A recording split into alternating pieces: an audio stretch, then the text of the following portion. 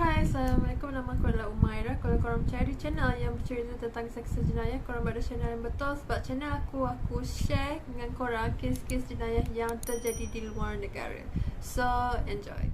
Kes ni berlaku di Croatia dan kes ni merupakan kes yang sangatlah famous sebab seluruh dunia cover pasal story ni.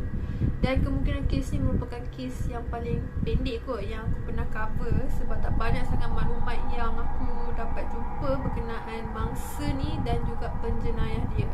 But still aku akan deliver kepada korang, so kita start. Jasmina Dominik dilahirkan pada tahun 1977 di satu kampung bernama Pavlovek di bandar Zagreb di Croatia. Dan dalam keluarga Jasmina ni ada 4 orang lah, mak ayah dia dan juga kakak dia bernama Smilhana dan juga Jasmina. Smilhana ni dia 3 tahun lagi tua daripada Jasmina. Keluarga Jasmina ni sangat problematik kerana ayah dia ni merupakan seorang kaki botol dan dia juga seorang yang sangat agresif dan abusive. Smilhana dan juga Jasmina semasa mereka membesar ni, mereka selalu didera oleh bapa mereka dan bapa dia juga selalu sangat suka pinjam duit orang, nak dengan family diorang sendiri. Saudara mara semua dia pinjam. Dia memang suka bau orang. Lepas Jasmina habis di sekolah, dia sambung belajar lah di further study dia. Dia masuk satu universiti ni, dia masuk di Fakulti Political Science. Dan di fakulti ni dia masuk pada masa tu mungkin around 1996 ataupun 1997. And pada mulanya dia belajar full time. Lepas tu dia tukar buat part time sampai kerja sambil belajar. But at the end pada September 1999 dia terus berhenti belajar. Menurut sumber, kemungkinan kenapa dia berhenti belajar, dia mempunyai masalah kewangan lah. Tapi semua tu tak dapat dipastikan dan pakcik dia ni cakap probably tu cuma adalah rumours je. Kenapa dia berhenti, dia je yang tahu. Kita masuk ke part jenayah dia pula. Dan jenayah dia diketahui pada 16 Februari 2018. Dan pada masa ni ayah Jasmina dan juga Smilhana dah matilah. Dia mati pada tahun 2013. Yang ada cuma mak Smilhana, mak Jasmina ni, dan juga suami Smilhana dan 3 orang anak Smilhana. Sebenarnya Jasmina telah hilang sejak tahun 2000 lagi, tapi kehilangan Jasmina ni dilaporkan secara rasmi pada tahun 2005. Di antara tahun 2000 sampai 2005, cuma seorang saja yang pernah kontak dengan Jasmina, iaitu kakak Jasmina, Smilhana. Dan Smilhana bagi tahu yang Jasmina ni dia telah berpindah ke Paris bersama-sama dengan boyfriend dia. Dan di Paris tu dia mendapat satu pekerjaan lah di satu kapal ni. Dan dia berkata yang dia tak nak kontak mana-mana family pun kecuali kakak dia saja. Ada juga satu ketika tu hampir terkantoi di mana Smilhana dan suami dia ni bercuti tau bersama dengan kawan-kawan mereka. Dan pada masa tu kawan Smilhana ni masuklah dalam bilik dan terjumpa ada titikat milik Jasmina. Dan bila dia tanya kepada Smilhana kenapa dia ada kad tu, dan Jasmina cuma respon macam ni je, dah, muka kita orang sama. macam tu je. Bila komunikasi antara Jasmina dan juga Smilhana ni kononnya terhenti pada tahun 2005, anak Smilhana iaitu Katarina terjumpa dokumen peribadi milik Jasmina di bilik mak dia sendiri.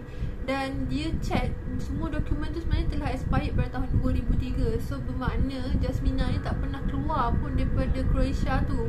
Dia still dalam negara. Katarina ni terus bagi tahu kepada nenek dia dan nenek dia ni terus buat laporan polis lah. Dan secara rasminya Jasmina ni telah dilaporkan sebagai orang hilang. Saudara mara mak Smilhana ni marah gila tau dengan mak Smilhana sebab lambat sangat buat report kan. Orang tu dah hilang daripada tahun 2000 lagi, tapi 2005 baru nak report. Dan saudara mak Smilhana ni buat tindakan mereka sendiri di mana mereka telah hire seorang psychic. Dan aku gelar psychic ni bomoh version diorang lah. Dan bomoh ni bagi tahu yang Jasmina ni kemungkinan telah dipukul di bahagian kepala menggunakan objek tukul. So bermakna Jasmina ni dah mati dah sebenarnya. Sejak laporan dibuat, so pihak polis taklah buat searching diorang try search dekat bandar-bandar berdekatan sebab mereka tahu kalau identiti Jasmina ni still ada dalam negara. So bermakna Jasmina memang tak pernah keluar pun, tak pernah pergi overseas. Maknanya dia still dekat area berdekatan tu, cuma tak tahu lokasi dia. Pihak polis pun try cari nombor telefon yang kemungkinan Jasmina guna selama dia hilang ni. Dan polis tak jumpa apa-apa lah. Diorang tak jumpa mana-mana nombor yang mereka boleh syak Jasmina telah guna nombor tu. Dan disebabkan tak ada elemen macam ada pembunuhan ke, penculikan ke, elemen-elemen jenayah, polis macam buat je macam biasa je lah dia layan kes ni, diorang tak ambil serius pun. Dan polis juga ada beritahu yang Smilhana ada cerita dengan mereka yang Jasmina ni dah pindah ke Perancis lah, stay kat sana ikut boyfriend dia kan. Tapi benda ni tak dapat dikonfirmkan. Memang sama ada pihak polis Croatia ni berhubung dengan pihak berkuasa di Perancis untuk confirmkan apa yang Smilhana claim ni. Untuk yakinkan polis lagi, Smilhana ni siap offer tau untuk menjalani ujian poligraf. Okay, pada siapa yang tak tahu poligraf ni, poligraf adalah satu ujian di mana kita akan ditanya soalan dan reaksi kita berdasarkan soalan tu akan direkodkan. Kalau contoh kita jawab dengan jujur, kita tenang je bila jawab soalan tu, dia punya graf dekat poligraf tu dia akan biasa je lah, tak adalah macam spike tinggi sangat.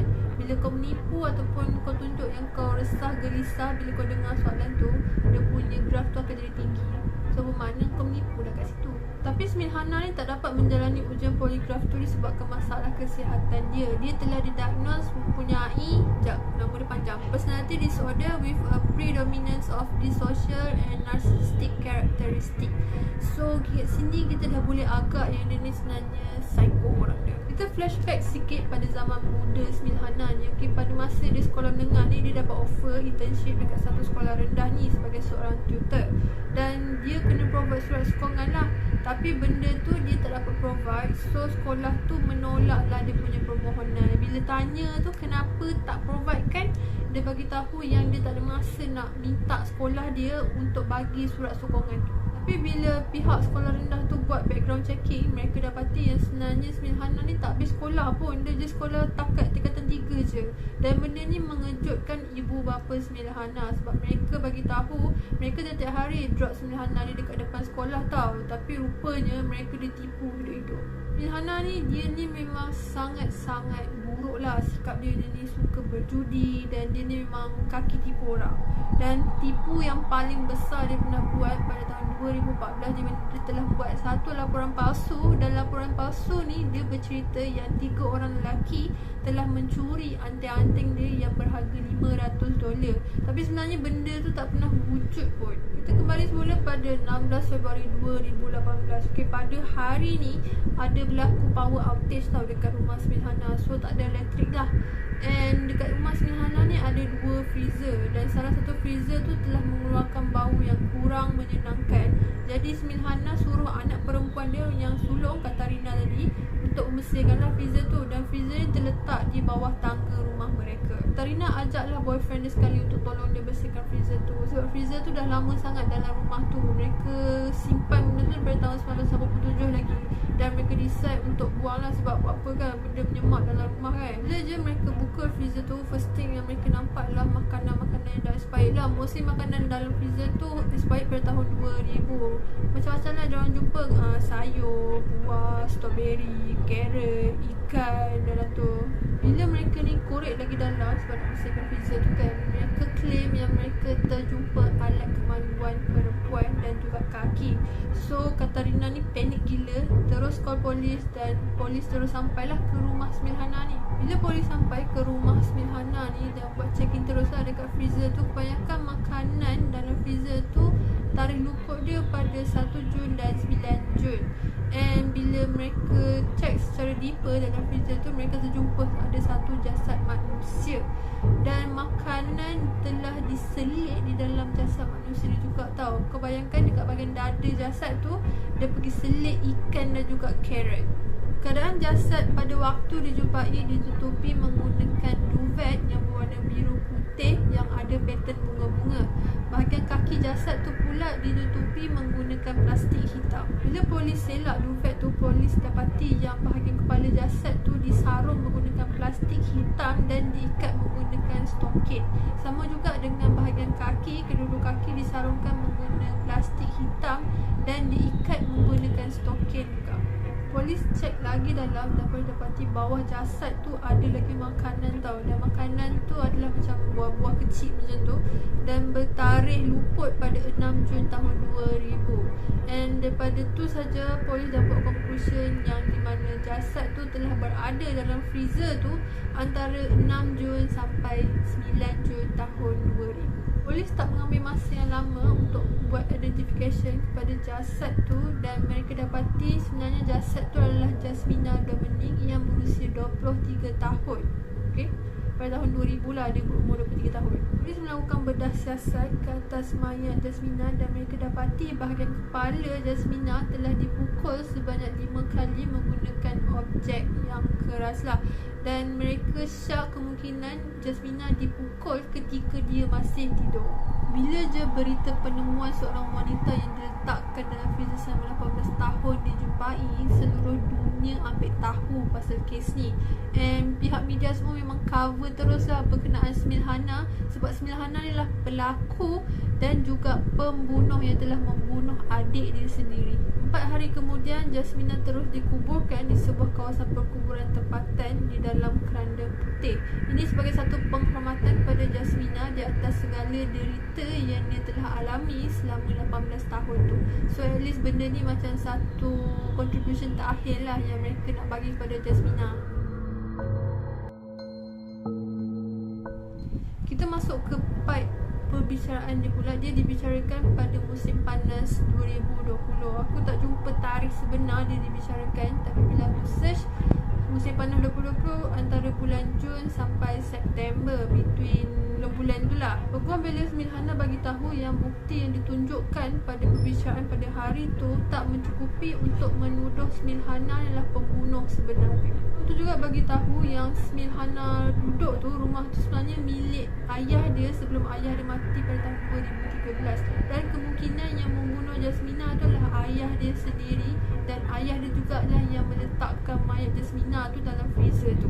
Tapi statement peguam bela tu ditolak oleh family Smilhana ni, sebab mereka berkata even though ayah Smilhana ni bukanlah the best father figure, tapi dia still nak tahu mana Jasmina ni berada tau. Dia selalu tanya dekat Smilhana macam mana dia boleh contact Jasmina untuk bercakap dengan dia. Dia just nak tahu je Jasmina ni hidup ke tak, sihat ke tak. Risaulah juga. Tapi bukti yang ditunjukkan di mahkamah pada hari tersebut sangat-sangatlah kukuh. Sebab first, mayat Jasmina dijumpai dalam rumah dia sendiri, dan motif kenapa dia buat pembunuhan tu sebabkan dia rasa cemburu dengan Jasmina. Yang kedua adalah bukti fizikal di mahkamah pada hari tersebut, iaitu cap jari Smilhana ni ada dekat semua makanan yang dalam freezer tu tau, dan termasuklah dekat duvet tu sekali. DNA dia merata dalam tu. Memang tak boleh nak dinafikan, memang betul-betul Smilhana ni lah pembunuh sebenarnya. Dan pada 30 Jun 2020, Smilhana telah dijatuhkan hukuman penjara selama 15 tahun disebabkan pembunuhan yang dilakukan, dan dia juga menyembunyikan mayat tersebut. Takat Mac 2021, Smilhana belum lagi membuat rayuan di mahkamah untuk menukar ataupun mengurangkan hukuman dia. Jadi sampai ke hari ini dia still lagi di penjara. Nampaknya aku akan explain sikit psychological reason orang macam Smilhana ni boleh mempunyai personality disorder with narcissistic characteristic.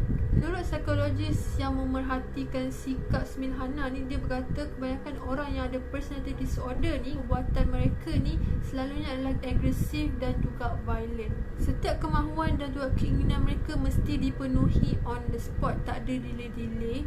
Dan mereka ni bila buat sesuatu, mereka tak pernah fikir pun kesan atau akibat perbuatan mereka tu. Dan orang-orang macam ni juga, mereka ni kekurangan emosi tau. Mereka kekurangan empati. Bila kita rasa sedih tu, mereka tak boleh relate tau dengan kesedihan yang kita alami tu. Mereka juga kurang rasa bersalah ataupun hampir tak rasa bersalah dengan apa yang mereka buat, dan mereka selalu justify apa benda yang mereka buat. Even though benda tu memang terang-terang salah, mereka akan bagi reason kenapa mereka buat benda tu. Even though Smilhana ada diagnosis ni, dia still boleh membina keluarga dia sendirilah. Dia berkahwin dan ada 3 orang anak. And aku assume family dia ni boleh terimalah sikap dia ni. Sampai sini dulu penceritaan kali ni, dan bagi aku case ni very interesting even though it's quite simple. And aku rasa kesian lah dekat Jasmina ni, sebab dia baru je berusia 23 tahun pada tahun 2000 tu, and tak sempat lagi nak explore dunia, dah diperlakukan sebegitu rupa oleh kakak dia sendiri. Terima kasih sebab sudi tonton video ni sehingga habis. Kalau korang sampai di sini, thank you so much. And every week aku akan post satu video sebabkan aku ada komitmen lain. But I'll try my best once a week, one video untuk share dengan korang kes-kes yang menarik. So stay tuned. Kalau korang enjoy this video on this channel, please do subscribe, like and share this video. Dan thank you so much for watching. Take care. Bye bye. Bye bye.